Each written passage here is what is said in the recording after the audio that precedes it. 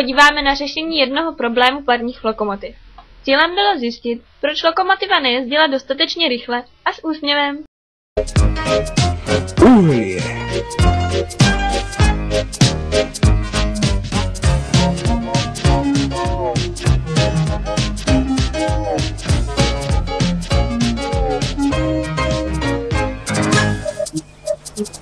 Raz ráno sa Henry veľmi ľutoval. Niekedy mohol ťahať vlaky, ale niekedy sa cítil, ako by nemal žiadnu silu. Strašne trpím a nikoho to nezaujíma.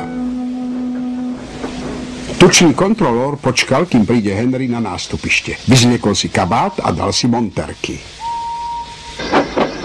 Henry mu sa podarilo naštartovať, ale Kurič nebol spokojný. Henry je zlý parostroj, povedal tučnému kontrolórovi. Rozpálil som oheň, ale nevydal dostatok tepla.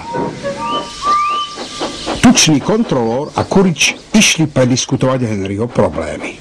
Čo myslíš, kde môže byť chyba? Spýtal sa Kuriča tučný kontrolór. Prepáčte, pane, ale pravda je, že je zlé uhlie, odpovedal Kurič. Už minule bolo nekvalitné, ale dnes je ešte horšie. Ostatné lokomotívy to zvládnu, majú veľké ohniská, ale Henryho kotol je malý a nedokáže z neho vytvoriť dostatočné teplo. S kvalitným uhlím by to bol iný rušeň. Je to drahé, povedal tučný kontrolór, ale Henry musí dostať príležitosť. James pôjde a nejaké privezie.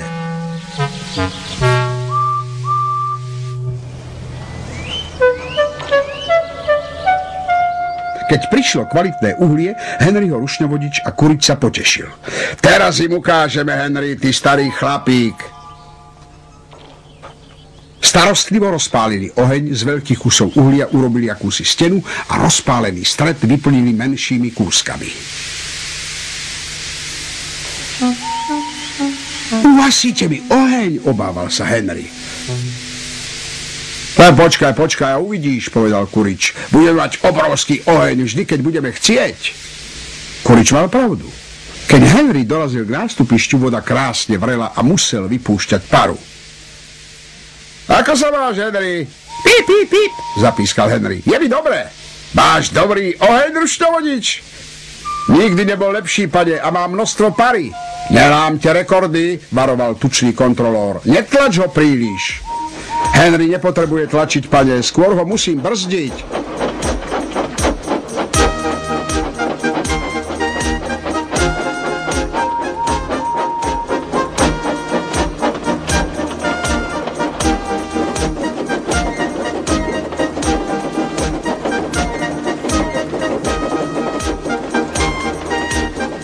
Henry zažil prekrásny deň. Nikdy v živote sa necítil tak dobre. Chceli ísť ešte rýchlejšie, ale rušňovodič mu to nedovolil. Len počkaj, priateľko, vravel. Máme kopu času.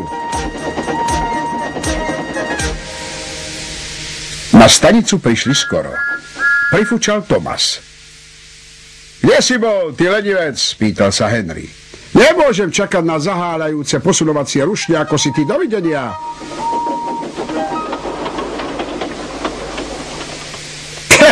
Obrátil sa Thomas na Annie a Clarabel. Videli ste už niekedy niečo také? Obidve Annie aj Clarabel súhlasili, že veru nikdy.